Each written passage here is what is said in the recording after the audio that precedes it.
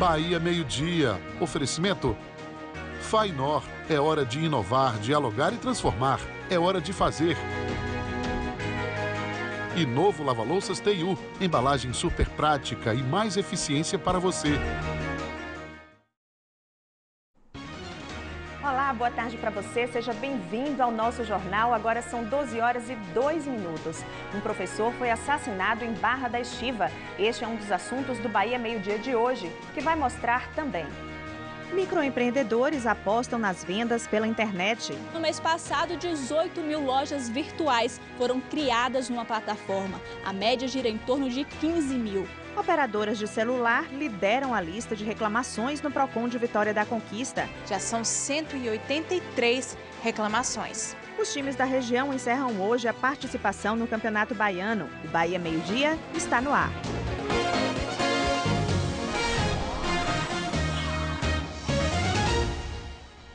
Um professor foi morto a tiros ontem à noite quando chegava em casa em Barra da Estiva. Ao vivo, a repórter Ariela Bonfim tem as informações. Boa tarde, Ariela. Como foi que o crime aconteceu?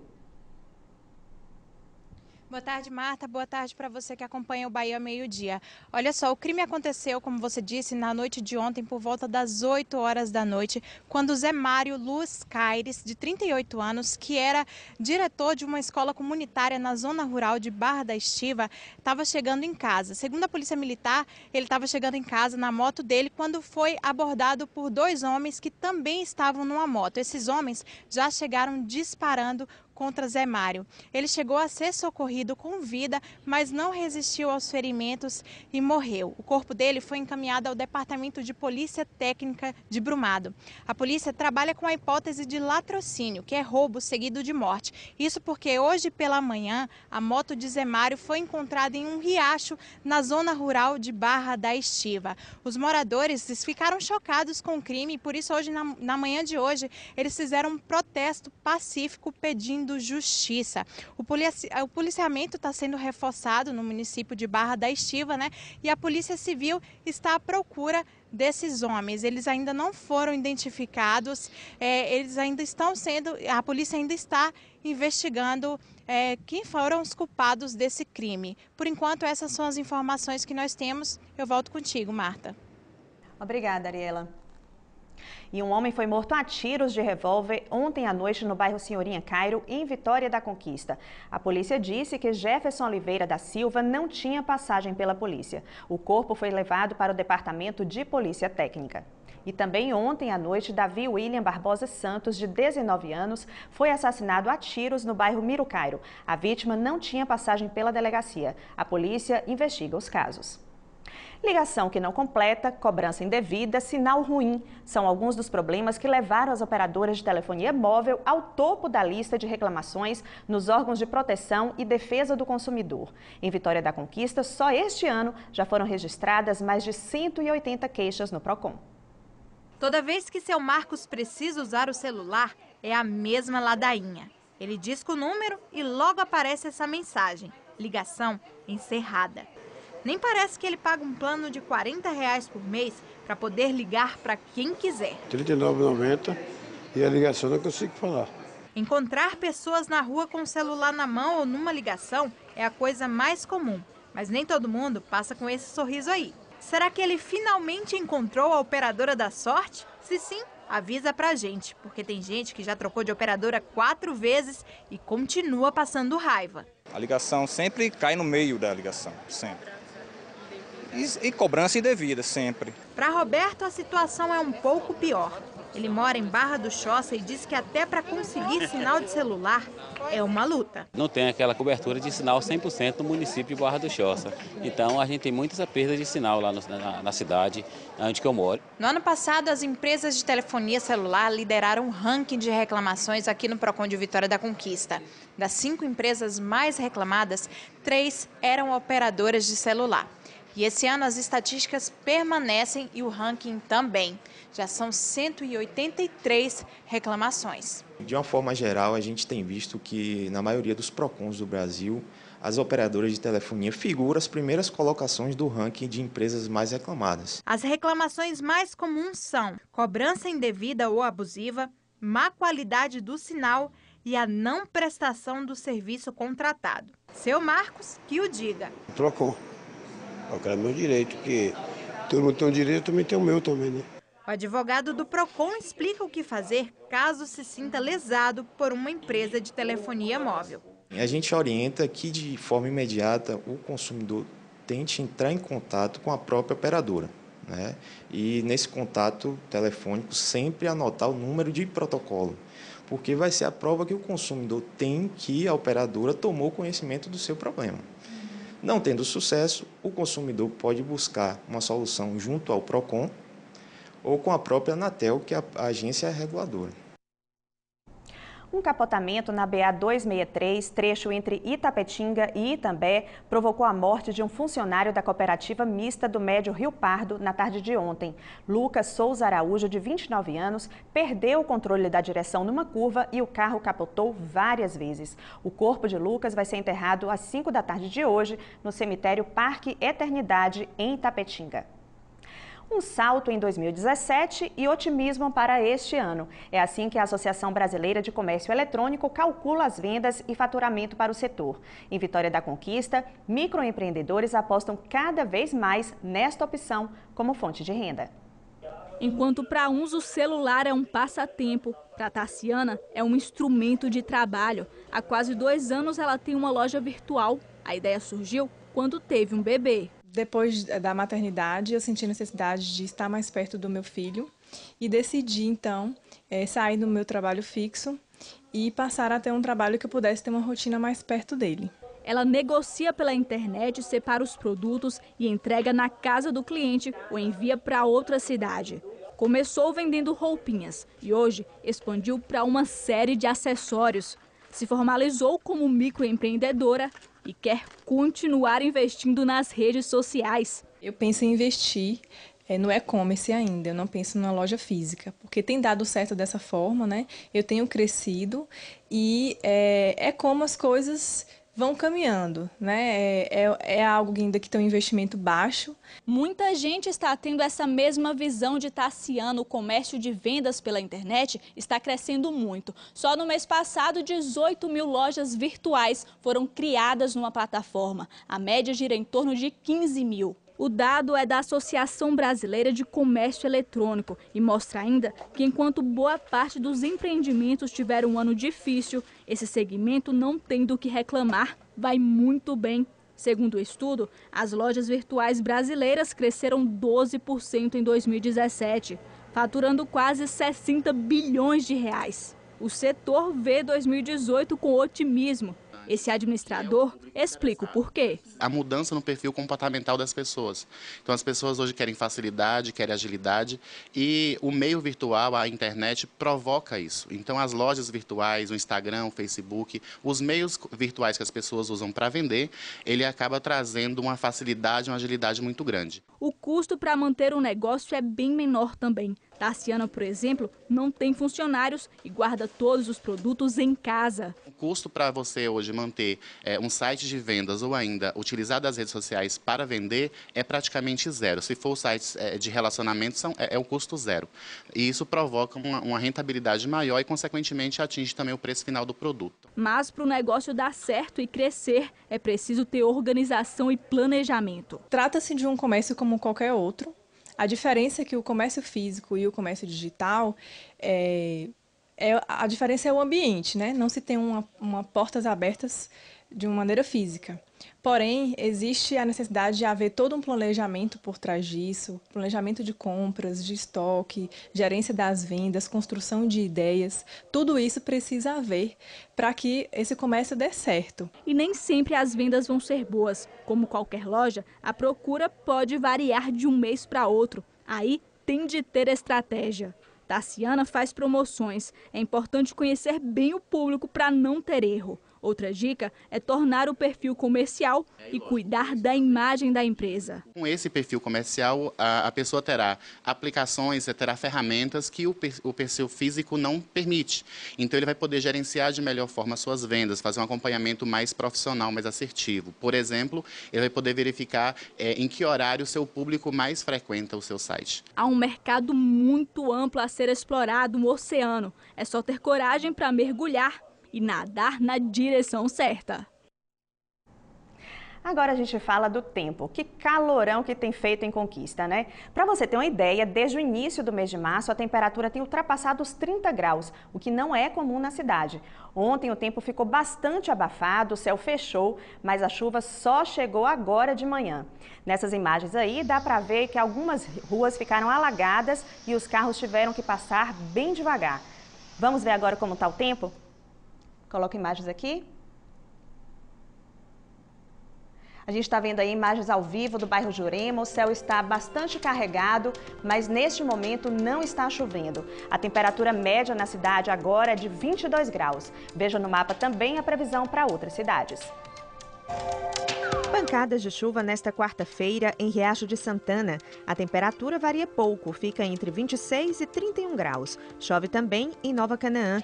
Temperatura oscila pouco e marca entre 26 e 29 graus. Quarta-feira vai continuar muito quente em Vitória da Conquista. A previsão continua apontando chuva forte a qualquer hora. A mínima é de 21 e a máxima de 30 graus. Na quinta-feira o calor continua, viu? E deve voltar a chover forte. Variação térmica entre 19 e 28 graus.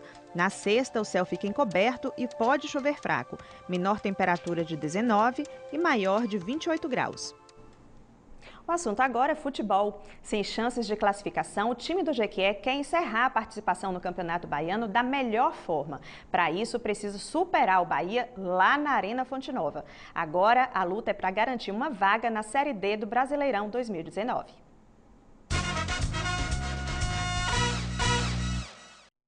Depois de 21 anos longe da Série A do Baianão, o Jequié começou o campeonato querendo escrever uma nova história. Escrever a história de se recolocar na elite do Baiano, o que aconteceu. Né? A gente sabe que não foi fácil colocar o time de volta aqui. E eu creio que o Jequié voltou ao cenário novamente nacional. Cada partida foi encarada como um capítulo dessa história. Nos 8 capítulos escritos até aqui, o Jequié passou a maior parte entre os 4 primeiros colocados da tabela. Chegou a ser líder do Baianão. Depois de 21 anos, o time voltou e na minha opinião, fizemos um bom campeonato. Deixamos a desejar um pouco, mas acho que está no caminho certo, né? Torço que ano que vem a equipe venha fazer uma melhor competição. Mas o número de derrotas começou a superar o de vitórias. Mesmo assim, um dos atores não deixou o time de lado. A torcida daqui é inexplicável, essa torcida apoia o tempo todo. Você vê que todos os jogos do Campeonato Baiano, a torcida foi. Sem dúvida, é o fator principal aqui desse time aqui, essa torcida maravilhosa aí. O 9º capítulo dessa história será escrito nesta quarta contra o Bahia na Fonte Nova. Para o Jequié não será uma partida para cumprir tabela. O time vai com tudo para cima do Bahia, acreditando na classificação para a Série D do Campeonato Brasileiro. No decorrer da competição, ele teve condições de classificar entre os 4, que hoje não existe mais, mas existe a possibilidade de classificação para a Série D de 2019. Esse é o grande mérito e a busca nossa para esse jogo contra o Bahia. O time que viajou para Salvador na tarde desta terça-feira não vê o jogo contra o Bahia como uma partida para cumprir tabela. Pensa sim numa vitória para fechar bem o campeonato. Sabemos que o Bahia é um time grande, né? Time de Série A. É um jogo que todos querem jogar, é um jogo que dependendo do jogo abre várias portas, abre um leque, né, de opções. Então a gente temos que ir para lá com esse pensamento positivo. A gente quer fechar nesse ciclo, né, 2018 com chave de ouro. E o Vitória da Conquista também joga fora de casa contra o Jacobina para cumprir tabela na competição. A equipe aposta na empolgação dos jogadores da divisão de base para bater o adversário. O Vitória da Conquista andou, correu, mas não deu. O time não vingou muito nas competições desse começo de ano. O esquema do Vitória da Conquista para este ano era avançar na Copa do Brasil, ter um bom desempenho no Campeonato Baiano e também na Série D do Brasileirão. Na primeira competição não deu muito certo. Já no Campeonato Baiano, a equipe que foi às semifinais na edição do ano passado, neste ano manteve mesmo a vaga na primeira divisão. E aí sobrou a terceira opção, que é a que o time vai seguir agora. Uma chance de avançar na Série D do Campeonato Brasileiro. Mas uma dúvida surgiu aí. O contrato do técnico Estevan Soares termina na última partida do time pelo Baianão, contra o Jacobina, nessa quarta-feira fora de casa no estádio José Rocha. Depois desse jogo, o comandante da equipe pode se despedir. mas ainda não é certeza. A preparação da Série D é uma incógnita, né? O presidente realmente está resolvendo algumas situações para fazer uma Série D forte, pelo que ele falou. Meu contrato vai até esse jogo, eram apenas 4 jogos. Eu individualmente, particularmente, gostei muito daqui. Gostei muito da cidade, gostei muito do clube. O Éder é meu amigo, jogamos junto no Vitória. Um clube maravilhoso que nesse um mês aqui eu só tive alegrias, apesar de 2 derrotas que me doeram muito. Principalmente essa aqui para o Fluminense, que a equipe jogou bem um primeiro tempo maravilhoso e não conseguiu manter. Enquanto Estevam ainda é o titular do time, o investimento é na base.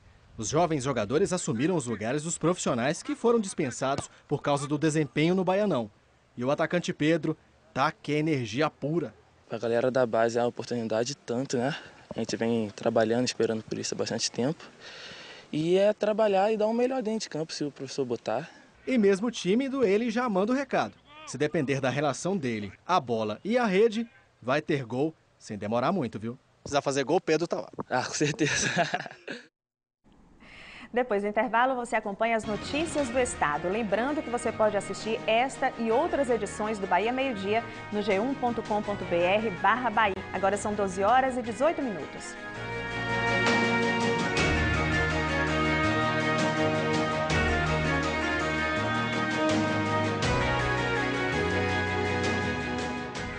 Escolher o quê, quando e onde estudar.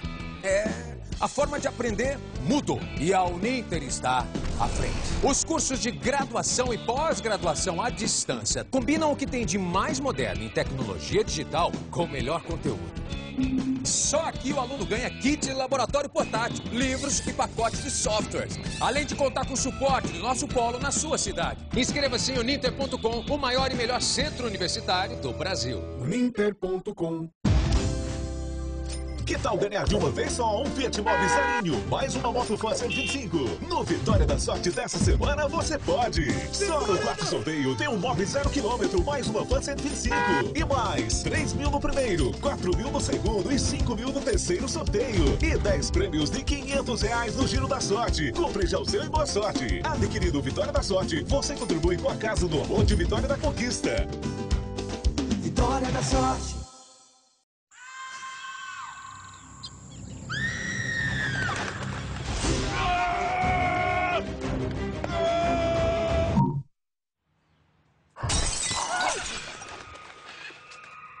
Vai ficar travado nessa cena até quando? Tô nesse cipó faz meia hora. Tem que resgatar a moça. Destrave.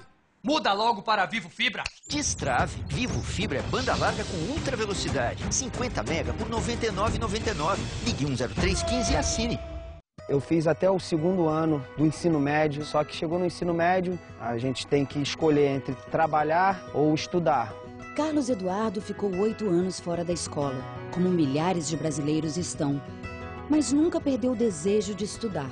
Precisou apenas de uma oportunidade para concluir o ensino médio. Uma pessoa com conhecimento, ela pode ser o que ela quiser. Só a educação dá oportunidades iguais a quem a vida deu caminhos diferentes.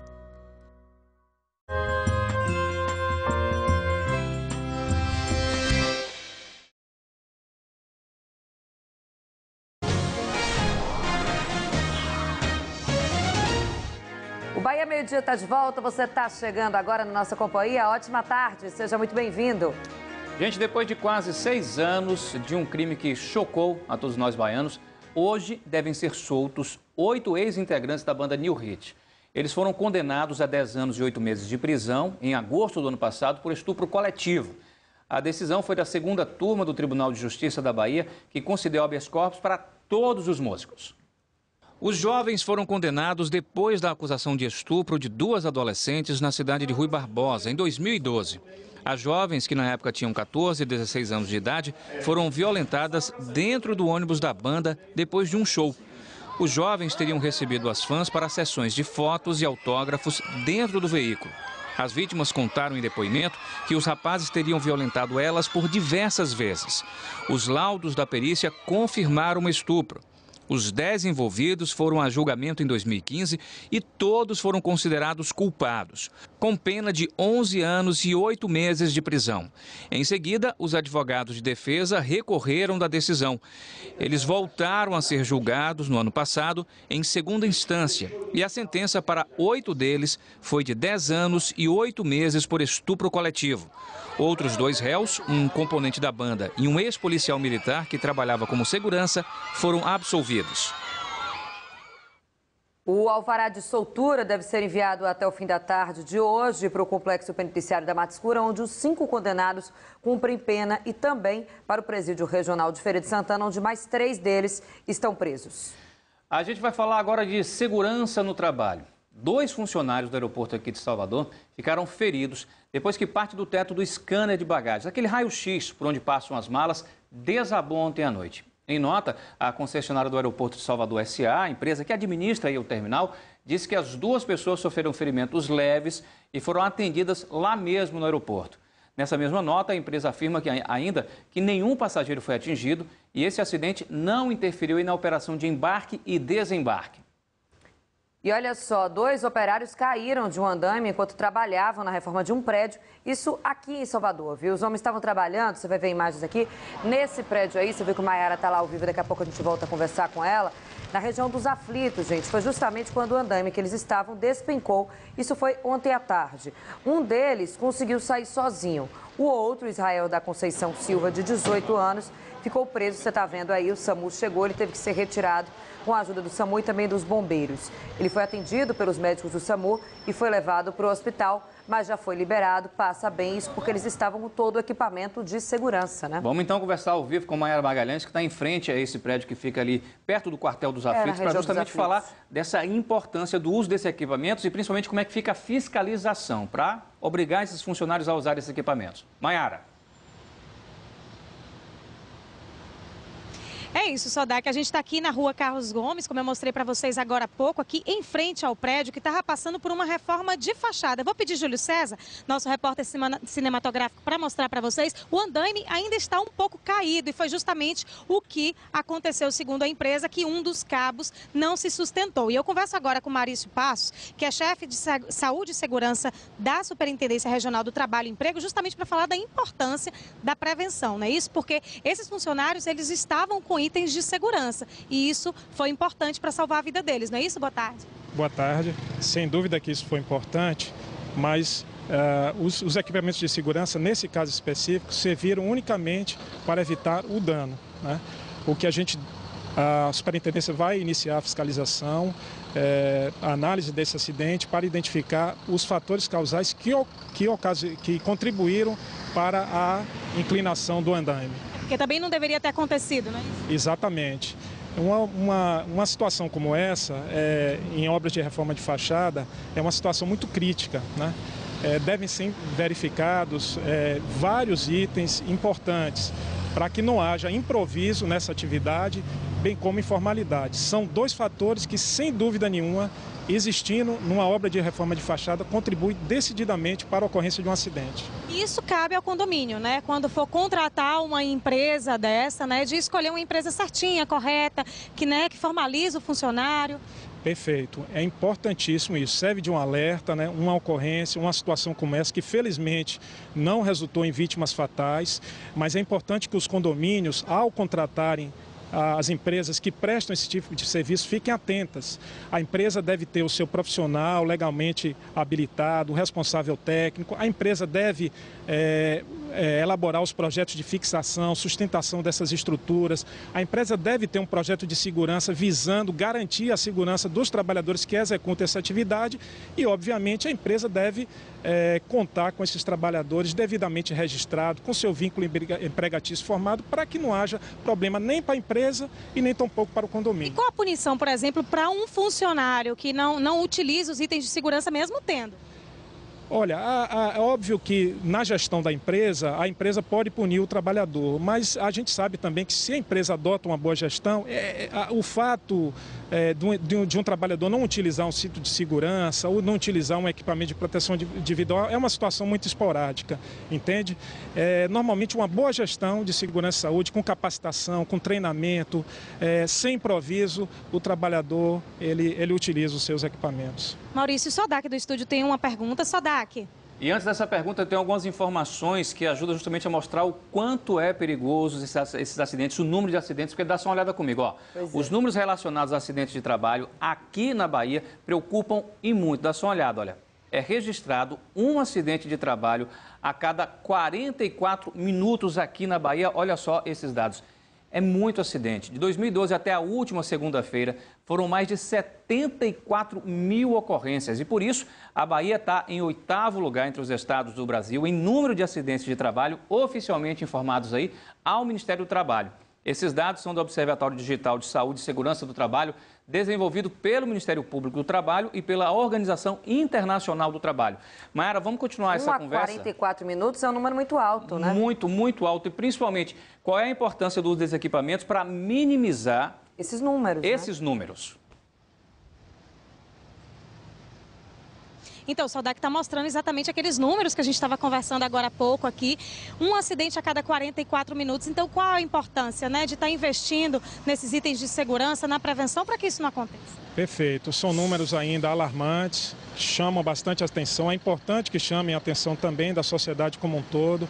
A fiscalização cumpre o seu papel, mas a fiscalização, junto com outros órgãos, a fiscalização do Ministério do Trabalho junto com os outros órgãos, eles sozinhos não resolvem o problema. É importante que o gestor, o empresário que na verdade, gerencia esses riscos no seu ambiente, adote as medidas preventivas. Qualquer pessoa pode denunciar, né? Sim, as denúncias podem ser feitas, o setor de fiscalização prioriza essas denúncias e nós estamos aí à disposição para atender a sociedade.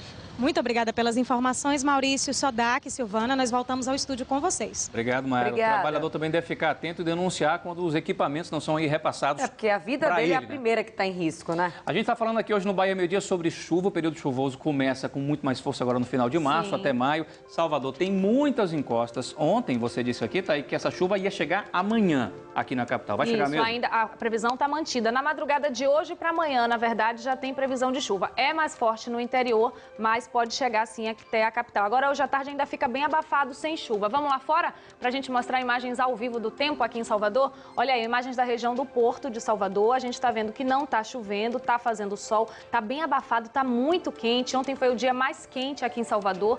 34,7 graus nos termômetros, a sensação térmica chegou a 37 graus na capital e já é sinal de chuva. Vamos ver a previsão completa até sexta-feira? Mostra também as temperaturas. Essa chuva não é tanto, mas já dá uma amenizada no calor. Então, 10% mais prevista maior na madrugada, máxima de 34 graus. Amanhã, sobe para 60%.